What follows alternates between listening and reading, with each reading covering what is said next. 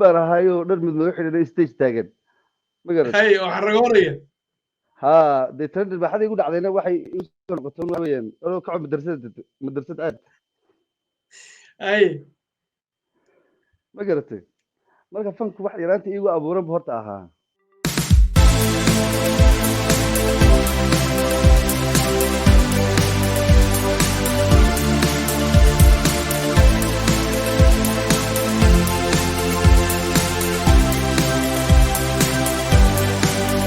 waa fanaan ka mid a fanaaniinta Soomaaliyeed waayahan dambe fankiisu fara kulul ayuu ku hayay masraxyada meel kasta uu tagana ama uu ka heesayana waxaad arkayseen iyadoo la soo buux dhaafiyey oo meel la kala istaaga la waayey fanaankan waxa googooyey jacayl waxayna yidhaahdaan dadka yaqaanaa waa romantiga runta ah ee la sheego waa cabdirasaaq ismaaciil cali oo loo garan og yahay cabdirasaaq anshax ku dhashay kuna soo barbaaray waxaana ku bartay magaalada jigjiga ee Soomaali galbeed cabdirasaaq ayaanu ka waraysanay waxyaalo fara badan oo ay ka mid tahay jacaylkiisa iyo siday isku barteen weliba xaaskiisa waxaana xog ku haynaa markii u horreysay oo xaaska arkay ay indhaha qac isku siiyeen xaaskiisa in ay xubin walba meesheeda digtoona ku qaadatay uu hadli kari waayey gabadha sharafta iyo quruxda badan waa tuma waa Ayaan Maxamed Saalax oo ah xaaskiisa waraysi aanu la yeeranay cabdirasaaq ayuu nooga warramayaa siday isku barteen iyo xaaladiisu sida ay tahay fankiisa iyo sugaantiisa iyo weliba soo jacaylku u googooyey qaybaha dambana riyo uu arkay ayuu ka hadlayaa iyo weliba wax arrin uu ka shallaayay arrimahaas iyo kuwo kale u diyaar garooba cabdirasaaq sharaf iyo karaamo ayay noo tahay inaad na hor fadhiisatid waanu waraysigaan kula yeelano aad baan kuu soo dhaweynayaa si diiran weliba waan dhowahay saaxiib cabdi xafid ogaatay inaad bal dhinacan fankii sugaanta aad u dhagan ugu shahay fanka iyo sugaanta horta cabdi haddaan kaaga sheekeeyo waxaa la odhan doonaa film buu soo daawaday hindiya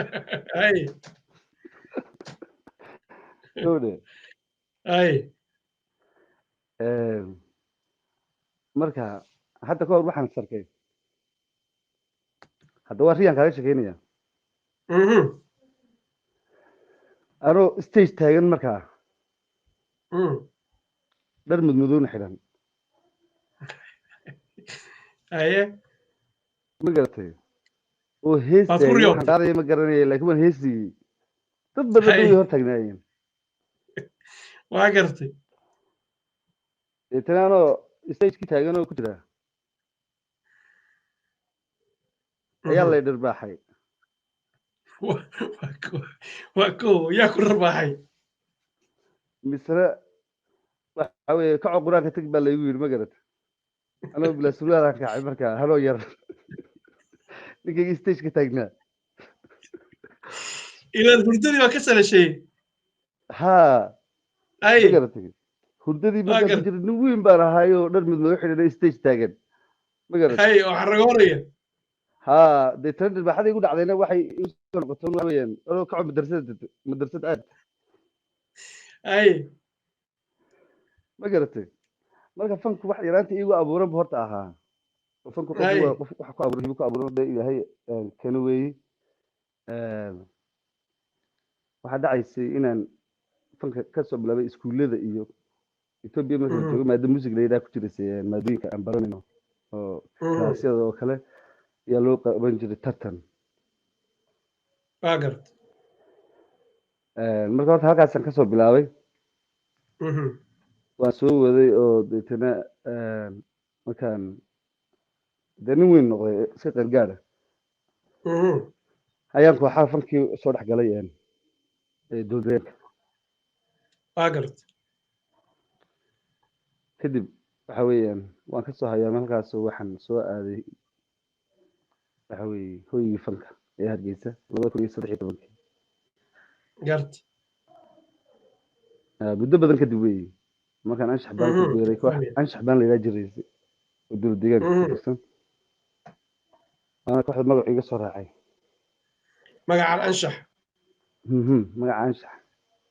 hadda ka halkaas hor ba kuugu waxa baxay dhacday ah hadda ka hor ba waxa dhacday markaan magaalada aan hargeysa imday ayaa waxaan salagnay axmed weli ibraahim maxamuud furna macalinkaygi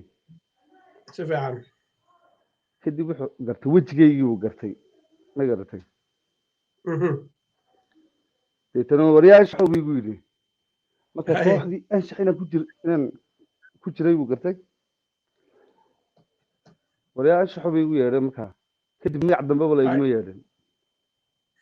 halkaasuu magacii ku baxay ku hana qaaday dee nimankan la socday iyo asxaabtan la socotoo dhan magacaygii caadiga ahaba iyagu haystaanba ma garatay waa saas deetana magac dambeba la iguma yeedhin markaa magaca macalinkayga bixiyey masha allah waa gartay kolley hargeysaa timid oo fankaagii halkaasaa ka hana qaaday horeed usii jirtay usii waday haatan ma is leedahay meeshaad soo gaartay baad waktigaa kusoo gaari lahayd markaad dib u eegtid sida soomaalidu fankaaga ay aad ugu xiisayso iyo heesahaaga hadda ka hor miyaa markii hore ma islahayd halkaanaad soo gaaraysaa yacni sidaan muddadan soomaalidu inay saas inta kuu soo dhaweyso magacaan weyn oo hadda aad leedahay oo anshax caawa haddii la yidhahdo meelaan laga aqoonin uusan jirinin ma is leedahay deg deg bood u samayn kari lahayd markii hore miyo horta isma lihi maxaa dhahday cabdixaafido taas waxbaad qabateen isma lihi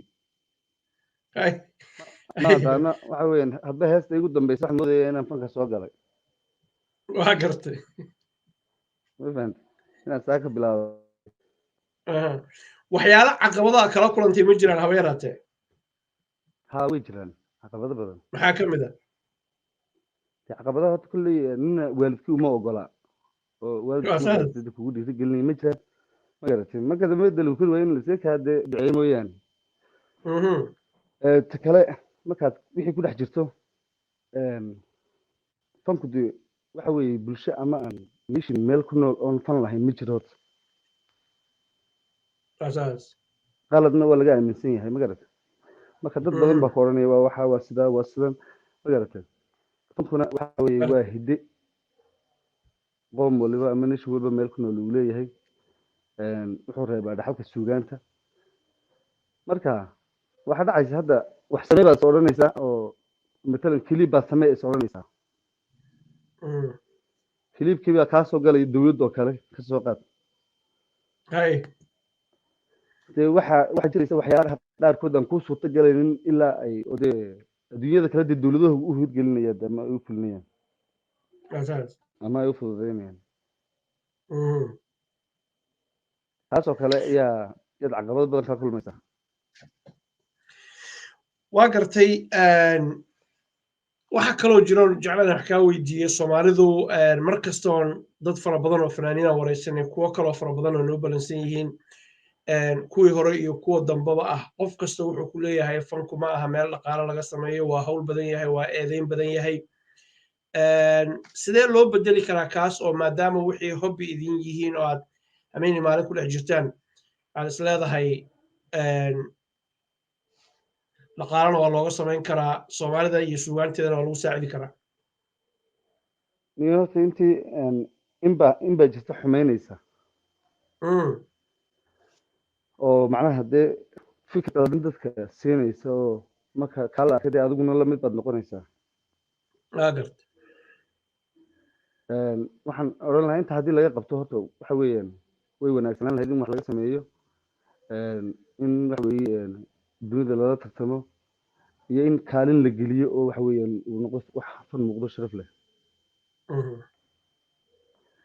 marka dee intii baan markaa la qaban karin berigii hore dee wuxuu lahaa kaalmo iyo wuxuu soo mari jiray haddii ilaahay ka dhigo shaandooyin ma garatay laakiin iminka nin walba gurigiisu ka bilaabaa iyo jekiisa marka mid la xakameyn karana maaha waa garan karaa waa gartay waxaan ogahay dhankaas iyo jacaylka inaad u googo'day oo kusoo xansaday waxaa la yidhi odaygu haddii ereyga romantic oo waayahan dambena haystay uu macno samaynayo ninkaas ayuu deris leeyahay cabdirasaaqa waxaan ogahay dimaashadii marna walaashay ayaan maxamed inaad tahay ooridaada waxaan kaloo la socdaa markii ugu horreysay qacdii hore aad wejigeeda aragtayba inay kaa raacdo oo lagula soo rogi waayey bal arrintaa nooga waran arrintaas mid mucjiso leh ahayd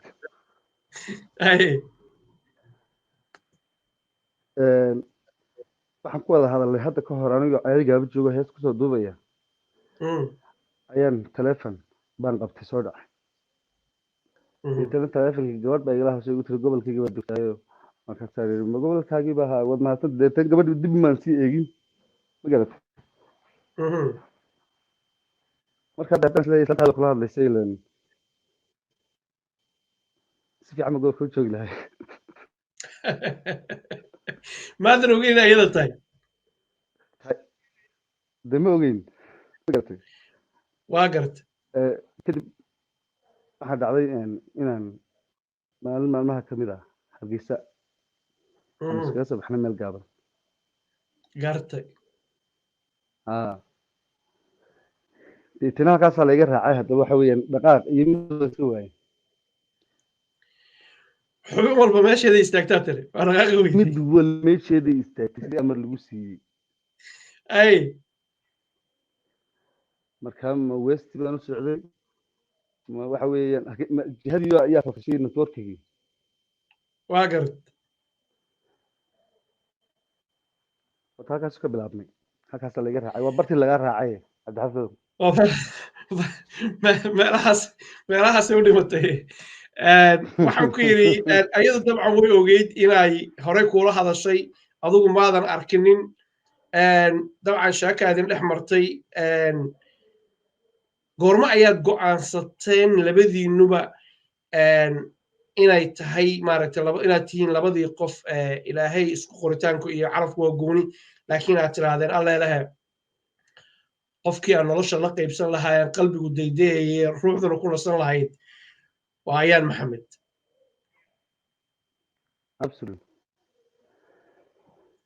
xilligaa isla waqtigaasay ahayd kowdhe waxa weeye iswaraysi gaaban kadib waxaan ogaaday inay in badan waxa weeyaan aan wada hadalay mar iyo 2 iyo 3 toona ahayn ma garatay si wacan deetana anaa dib u qoomameeyey haddaba waqtigii waxa weeye aan wada hadalay waqtigii ceergaabi iyo telefonkii wixii baa ka shalayday way kasii horeysay xataa waxa weeye in badan baan wada hadalay hay horeysay waqtigan maxaad qabanaysa halkee ku maqnay calaf baa qornaa saaxiib waqti baa meel yaalay ay waa gartay marka waxaan kaasi soo dhaafiyay kan hadda joogow wax ka qabto go'aan baad qaadateen halkaas oo mid ku soco mid wuxuu ahaa xaladiisa iyo xamaasadiisa oo la ogaa ummadda allaha sharfay in badan bay noo duceeyeen masha allah marwaduna allaha sharfay in badan bay soo dadaashay jacalkaas wuxuu noqday mid haddii ilaahay ka dhigo guulaystay aad baan u salaamayaa inta ka qayb qaadatay iyo ehelada iyo dhammaan faamiliga iyo asxaabta iyo waxa weye taageerayaasheeda aroos waayahan aan la qabanno waa dhigateenoo fideoyaashii baan daawanayoo hadda lagama sheekeyn karo waxaa ka dhigteen iyo arooskaasi mid isagu iswaday ba mid la waday ma ahayn ilaahay waa iska watayna xag ilaahay ka socdo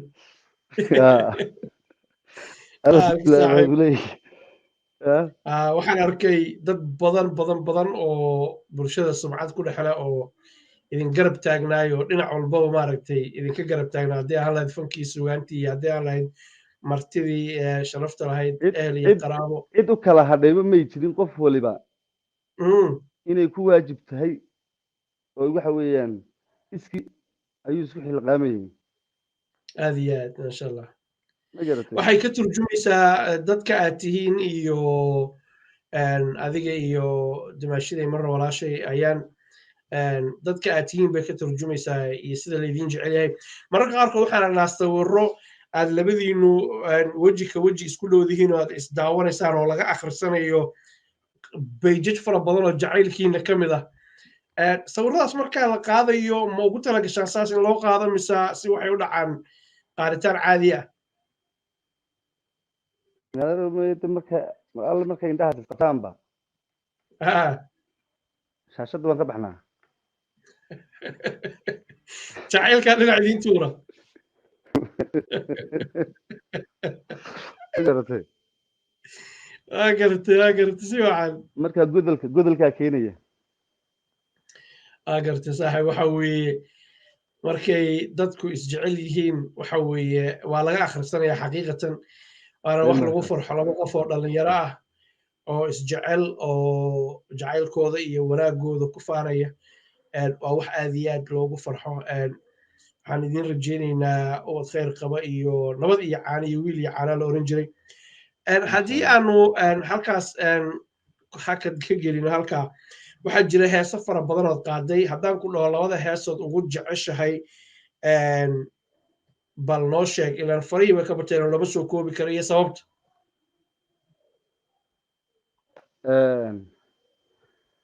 cabdo heestaan ugu jecelahay heestaan qaado heestaan ugu jecel miya soo dhowow ha waa heesku la yidhaha nasri waa garta sababtuna waa marxalad mar walba taagan oo second by second taagan weyn oo dhab ah riiliya dadkaan la soconin xoogaa yar oo macnee maxaa tir xoogaa yara macnee noo qiix ujeedada waxaa ka wadi macnaa waxa weye waxay ka hadlaysaa farqiga u dhexeeya waxa weye waxhaynta iyo waxhayn la-aanta duruufaha adduunka absolutely iyo nimcada lagu kibrayo iyo waxa weye sida dhibta yar ee ilaahay kana ku saacidi karo kana uu dhulka ku dhigi karo ayay ka turjumaysaa waxay ka turjumaysaa la helaa la waayaa ma garatay waayo waxay ka aragnimo turjumaysaa sadaqada oo kale ayay ka turjumaysaa waxay ka turjumaysaa digashada iyo kibirka aad iyo aad ma garatay marka si ilaahay wacan wada kibira heestaas loo wacyigelin waxa weeyaan ka turjumaysa waxa weeyaan kan dhargay iyo kan aan wax haynin ma garatay waa gartay si wacan dabcan cashar fara badan baa ku jira heestaas dadka aan arkinin soo eega waxa weeye wax badan inaad ka faa'iidaysaan waa hubaa waxaa jira hees waxa kale weeyaan oo dhinacyo badan bay heestu taabanaysaa cabdow keliya intaa un maaha waxay ka turjumaysaa waxa weeyaan marwada wanaagsan iyo marwada xun ma garatay wasaa ha ma garatay waxay ka erayadeedii maxaa ka turjumaysaa xasuustaa samirka iyo dulqaadka ya erayadeedii maxaa ka xasuustaa erayadeedii ku luuqaday adoo mahadsan nimcaduna dadka qaar way uga dartaa waanay ka xasuustaa waan uga dartaa marka heestu wasaas waxay ka hadlaysaa walaal waxa weeye yani ilaahay buu leeyahay adigaa isiiye macnaha marwo sidaas iyo sidaas u wanaagsan ma garatay adigaan kugu aad mahadsaa iyo aad marka adduunkii waxa weeye ilaahay wuu ugu mahadnaqaya dee marwadii uu siiyey macnaha waxayna iyada igu filan buu leeyahay ma garatay iyo adduun nimcoo dhan halkaan taala baa leedahay ha ma aad garatay iyo aad aad iyo aakhiruu ilaahay weydiisanayaa jannada iyo barwaaqada aad ma garatay waxaa kaloo jirta hees kale oo la yidhaahda ducaqabo oo ayada laftigeedu tilmaamayso qofka dumarka ee wanaagsan iyo tilmaamaha ay leedahay iyo waxyaalaha looga digo waxaan rabaa inaan sir yar kula wadaago heestaas ducaqabo oo dadkaad aragtay ee faraha badan ay daawadeen waxaa laga yaabaa haaf dadkaa ka mid a inuu aniga keligay ahaa 10 jeer baan daawaday saaxiib waa ku celceshtay way igu socotay baa la yidhahdaa lagama sheekeyn karo heestaas laftigeedu fartiin fara badan bay wadatay oo ninkan halyeyga gabar markuu helo wanaagsan ay garab taagan inuu maaragtay ragga mid ka tilmaaman uu noqdo ayada laftigeeda waana fara badan iyo tusaale iyo hoga tusaaleyn bay usoo jeedisay maxaad ka xasuustaa miraheedii maxayse ku timid heestaas waxay ku timid awaankaas sameeyey xasan saleeban oo humaaga iyo wax walba isagaa lahaa sawirkana isagaa lahaa abuurkana isagaa lahaa ereyada marka waxaan ka qeexi karaa uun ujeedada heesta ku socotay inay ahayd horta haweenka sax haweenku inay wax walba oo wanaagsan iyagu tusaale u yihiin oo matalan wariyaha iyo fanaanka iyo madaxweynaha iyo bayloodka iyo waxa weeye injineerka iyo dhakhtarka inay iyagu dhalaan ayadaa loo wada noqonaya fiid walbana doqonka iyo geesigana iyagu dhalaan waxa weeye doqonka ma fahantay waxay ka turjumaysaa ninkii hele markaa waxa weeye gabadh wanaagsan inuu helay taladii inuu helay caqligii inuu helay waxa weeye sanadkii inuu helay ma garatay wax walba lala garab taagan yahay oo xataa haddii uu dulqaad yaraa macnaha uu noqonayo duqii nabadda marka hore waxa weeyaan madax yareewna hadalka qaadi jirin inuu bulshadan isagu u talinayo duqii nabadda noqonayo ayay ka turjumaysaa hadduu helo gabadh wanaagsan erayadeedii maxaad ka xasuustaa ku luuqadayn kartaa adoo mahadsan ها maxaan ka xasuustaa ilayn darajada haweenku ilayn waa wada dulqaadka xishoodku miduu dabaalay ilayn ruux kuma dambaabo ilayn dabadeed macaayo ilayn dandan ilayn dandansan maayo haddayse habeen dawaafka dadku laday suuqa meerto intay gurigooda diido hadday kolba laba ku daahdo intaas horta ereyada ka xasanta kusoo koobayo heestaas waxay noqotay mid tusaale iyo waxa weeye tala iyo wacyigelin intaba wadata lagama sheekeyn karo waxaa kaloo jirta hees kale oo kise dhaba la yiraahdo oo abwaan sakariye kobciye uu sameeyey ninka faraha looga gubtay ayada laftigeeda maxay ka turjumaysa qisada dhabtaas maxay ahayd heestaas haddii aan tusaalahayga kusoo koobo heestaas jacaylkaygun bahayd gart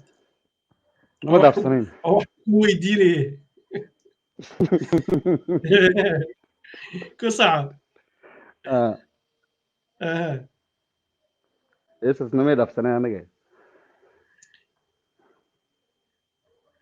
marka abwaanku ma asagaa idinla jeclaaday mise idinkaa ka dalbaday inuu maskaxda idin shiilo